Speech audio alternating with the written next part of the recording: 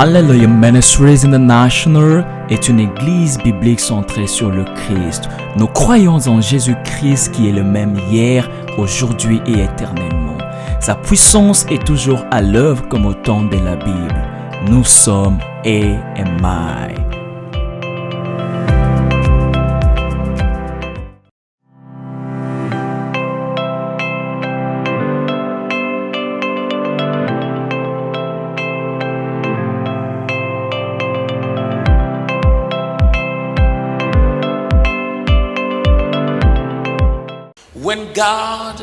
Quand Dieu se décide de bénir une personne, l'une des plus grandes choses qu'il fait, c'est de donner à cette personne une position. Il dit, vous serez comme un arbre planté près d'un courant d'eau. Ce n'est pas que vous êtes seulement un arbre planté. La différence n'est pas que vous êtes un arbre planté. Il dit, là où vous êtes planté, c'est là qu'il y a la différence. Vous serez comme un arbre planté près d'un courant d'eau. Il dit, je vous bénirai dans le ministère. Le ministère est difficile, mais continuez de l'exercer. N'abandonnez pas. C'est qu'il vous bénira là. Il n'est pas un homme, il ne mentira pas. Ne laissez pas le ministère pour autre chose. Restez dans le ministère. I receive it. C'est une présentation d'Alleluia Ministries International. Levez votre main et dites, je suis un enfant de la promesse de Dieu. Dites-le encore, je suis un enfant de la promesse de Dieu. Laissez votre main élevée. Je vous rappelle qu'Abraham avait 2 fils. Le premier fut connu sous le nom de Ismaël et le second s'est nommé Isaac. Il est écrit qu'Isaac fut un enfant de la promesse. Levez votre main et dites, je suis un enfant de la promesse de Dieu. Dites, je porte les promesses de Dieu. I carry the promises of God. Je suis la promesse manifestée. I am a promise manifest. Au nom de Jésus. In Jesus' name. Amen. Je vais essayer de tasser la parole en fonction du peu de temps qui nous est imparti. Et je prie par le Saint-Esprit que vous soyez en même de la saisir pour qu'elle soit pour vous une bénédiction. Le livre des Actes est l'un des livres que nous connaissons et qui n'a pas de conclusion. On parle des Actes des Apôtres. On parle de ce dont Dieu a utilisé pour notre foi. Alors, la Bible en papier semble être un livre accompli ou un livre complet. Mais dans le monde spirituel, on continuera toujours à parler des actes des enfants de Dieu. Vous, moi et y compris nous tous. C'est un livre différent. Parce que dans le livre des actes, nous voyons Dieu œuvrer avec de simples hommes. Ils n'étaient pas tous lévites. Cependant, ils ont marché avec Dieu à un niveau très élevé. J'étends mes mains sur vous. Marchez dans la puissance. Hey, j'ai dit marcher dans la puissance. Je ne sais pas à qui est-ce que je m'adresse, mais dans le monde spirituel, il y a des choses qui se passent. J'ai dit, j'étends ma main vers vous, marchez dans la puissance. Ceux qui connaissent leur Dieu seront forts et feront des exploits. Ils ne feront pas seulement des choses, ils feront des exploits. Faites des exploits au nom de Jésus-Christ. Partout où vous allez, dans tout ce que vous faites, que la puissance et la gloire de Dieu se manifestent au nom de Jésus. Je décrète et déclare que vous ferez des choses étonnantes. Là où personne d'autre n'a été, vous y serez. Là où personne d'autre n'a pu se tenir debout, vous y tiendrez. Vous n'êtes pas nés différemment. Je prophétise maintenant, vous êtes nés différemment. Il y avait une étoile dans le ciel. Le jour de votre naissance, vous portez une destination qui est plus grande que ceux qui s'opposent contre vous. Que vous puissiez faire des exploits avec Dieu. Au nom de Jésus. Le livre des Actes est un tel livre où l'on voit des hommes et des femmes qui sont semblables, qui ont marché avec Dieu dans la puissance. Levez votre main, où que vous soyez, et dites, « Oh Dieu, Oh God, que ta puissance descende your power dans ma vie. in my life. Oh Dieu, Oh God, ne me permets do not allow pas de vivre un jour sans ta puissance. a day without your power.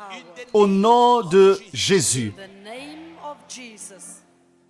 Prenez place, s'il vous plaît. Le livre des Actes, chapitre 2, verset 39. Jésus-Christ, qui avait déjà fait son ascension, la promesse qu'il leur avait faite disant que le Saint-Esprit viendra, et cela était déjà arrivé.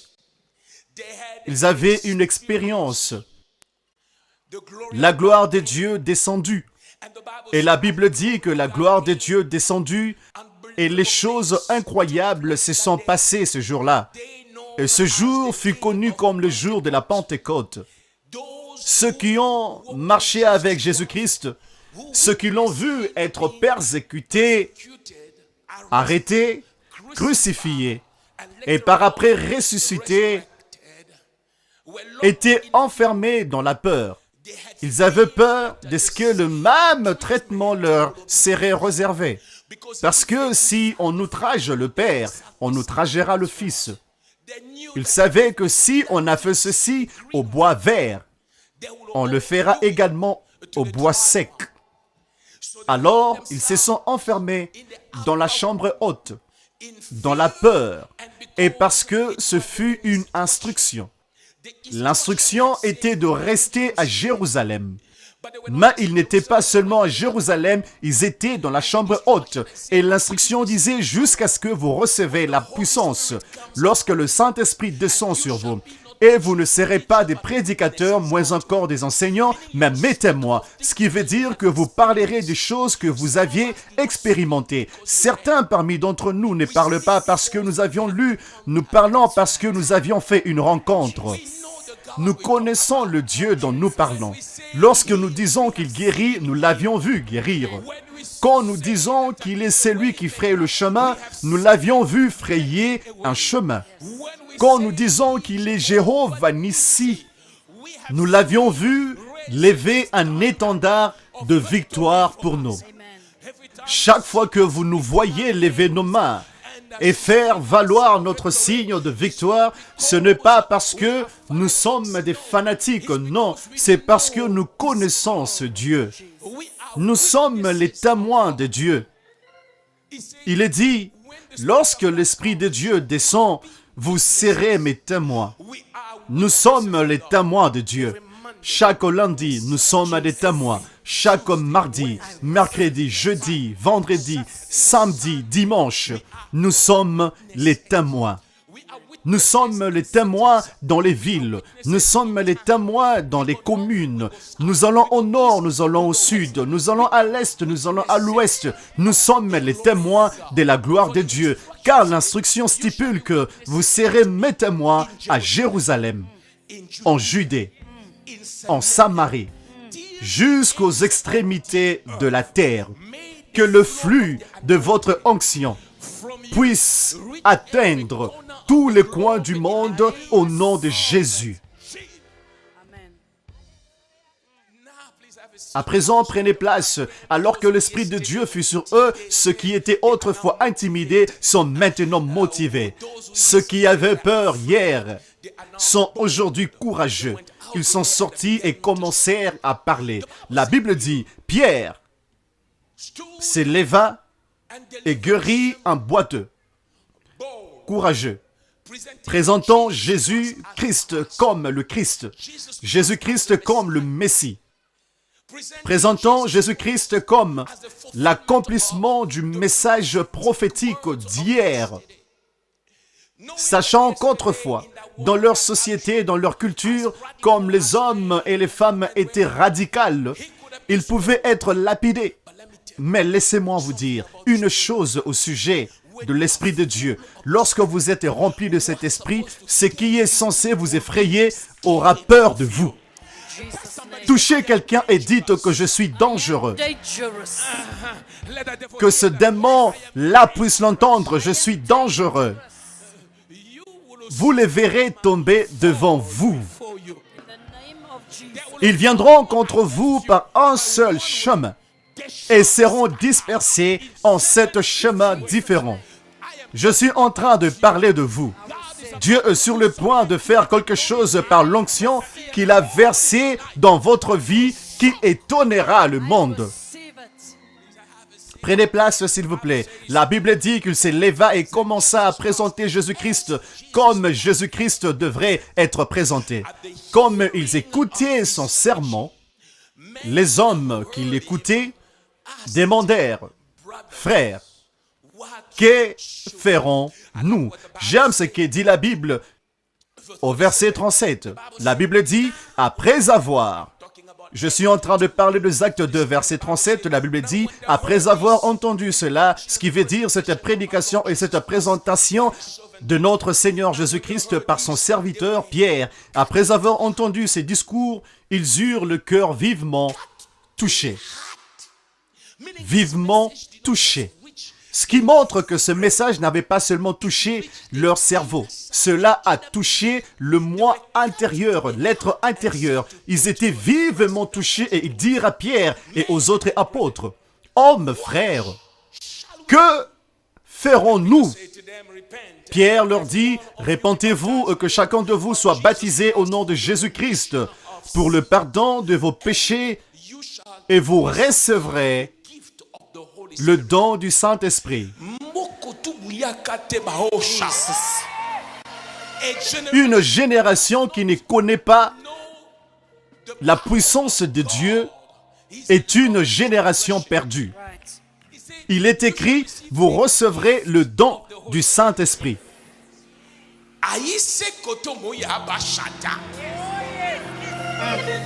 Voyez-vous, il y a certaines choses qui n'ont pas des mots pour les communiquer. Et je ne le fais pas exprès. C'est juste très lourd que vous pouvez juste le recevoir de mon esprit vers le vôtre. Receive it. Il est écrit, répentez-vous et que chacun de vous soit baptisé pour le pardon de vos péchés. C'est alors que vous recevrez. Le monde doit recevoir le don du Saint-Esprit. Les leaders et les pasteurs, hommes et femmes ouverts d'esprit, revenez à Christ afin que vous receviez le don du Saint-Esprit.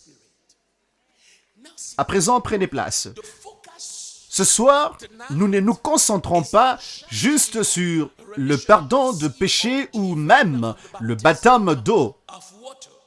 Mais on le trouve au verset qui suit, verset 39. Il explique pourquoi il a dit ce qu'il venait de dire bien avant. Il dit, car la promesse est pour vous, pour vos enfants et pour tous ceux qui sont au loin, en aussi grand nombre que le Seigneur notre Dieu les appellera. Levez votre main une fois de plus, décrétez et déclarez, je suis un fils de la promesse. I'm a son of the promise. Il dit, car la promesse est pour vous. Ce soir, en quelques minutes, je vais vous parler des promesses. Parce que s'il y a quelque chose que vous devez comprendre durant cette saison de manifestation, c'est qu'il y a une promesse de Dieu en vous. Et votre existence démontre la manifestation des promesses de Dieu. Certains dictionnaires expliquent qu'une promesse est un engagement, une déclaration ou une chose déclarée qui arrivera. C'est un engagement ou quelque chose qu'on a déclaré qui arrivera. Lorsqu'une personne vous fait une promesse, c'est un engagement que ceci arrivera. Une déclaration de ce qui doit arriver. Avant la fin du culte, lorsque je promets de vous aider, je vous demande de ne pas vous inquiéter pour votre transport. J'ai une voiture, j'ai de l'espace et j'ai de l'essence. Je suis disposé de vous faire déplacer d'ici jusque là où vous partez. C'est un engagement, c'est une promesse, c'est une déclaration de quelque chose qui doit arriver. Promettre, c'est assurer quelqu'un que quand est-ce que l'on va définitivement faire, donner ou arranger quelque chose. Lorsque vous faites une promesse, c'est quelque chose sur laquelle quelqu'un peut compter. C'est quelque chose que, d'une manière ou d'une autre, vous garantissez que cela va arriver. Et en tant qu'enfant de Dieu, nous devons savoir que Dieu nous a fait des promesses. Il est écrit que la Bible que nous détenons, la Bible contient plus de 7000 promesses de Dieu qui sont directement liées à vous. Maintenant, aujourd'hui, Dieu veut que vous puissiez comprendre ces promesses parce qu'il y a des choses qu'il a engagées dans votre vie qui doivent commencer à se manifester de ce soir. Et Dieu veut que je sois cette clé qui démarrera ce moteur. Broum, broum, broum. Laissez-moi vous dire, vous ne serez plus la même personne. Je disais, laissez-moi vous dire que vous ne serez plus la même personne. Dieu marche avec ses fils et filles, leur donnant des promesses. Ceux qui nous ont précédés ont porté en eux les promesses de Dieu. Tout celui qui marche avec Dieu porte les promesses de Dieu. Nous voyons Abraham, alors qu'il était âgé et fatigué, Dieu lui fit une promesse. Ce n'était pas une parole d'encouragement, c'était une promesse. Il lui dit que tu auras un fils et de toi sortira une grande nation. Cet homme était dans un lieu où rien autour de lui montrait la véracité dans le monde naturel, dans l'espace de la réalité que ceci pouvait arriver. Les promesses de Dieu en Christ sont oui et amen. Sarah reçut la promesse de Dieu. Et vous, mes frères, vous, mes sœurs, vous, enfants de Dieu, vous, filles de Dieu, vous avez cette promesse que Dieu active aujourd'hui. Puis-je le dire encore? Aujourd'hui, je suis comme une clé. Comme cette petite clé négligée qui peut disparaître dans votre poche, mais qui a le pouvoir de démarrer cette grande machine que vous ne pouvez même pas conduire vous-même. Broum. Aujourd'hui, j'entends broum, broum. Quelque chose est en train de se passer. Quelque chose est en train de se passer dans la vie de quelqu'un au nom de Jésus. Rassurez-vous de nous rejoindre pour la continuation de cette prédication. Ne négligez pas quelqu'un qui porte les promesses de Dieu. Quiconque porte une promesse de Dieu est plus grand que ses problèmes. Respectez-le ou là, peu importe là où il ou elle peut se retrouver, aussi longtemps que la promesse de Dieu demeure en lui ou en elle. Un revirement miraculeux peut se produire du jour au lendemain.